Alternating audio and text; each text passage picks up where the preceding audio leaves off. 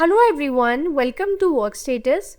In this video, we are going to understand how does the SSO login works in the Workstatus that we have available with the three accounts, that is with the Google, Okta and Azure. So these are three available. You can click on the specific icons here.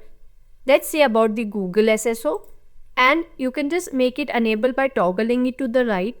Enter SAML X509 certificate, the IdP SSO URL, IdP Logout URL and attribute mapping. Once this is done, click on save and the connection happens.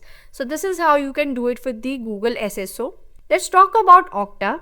Now these are the entries that you have to fill against the Okta as well. Click on save. Settings are saved successfully. You click on OK. You can reset it by clicking on this icon.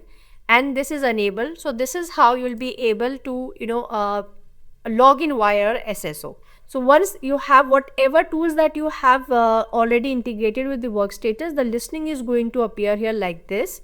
Click on add integration back, and similar can be done for the Azure as well. So this was all about the SSO login. Thank you.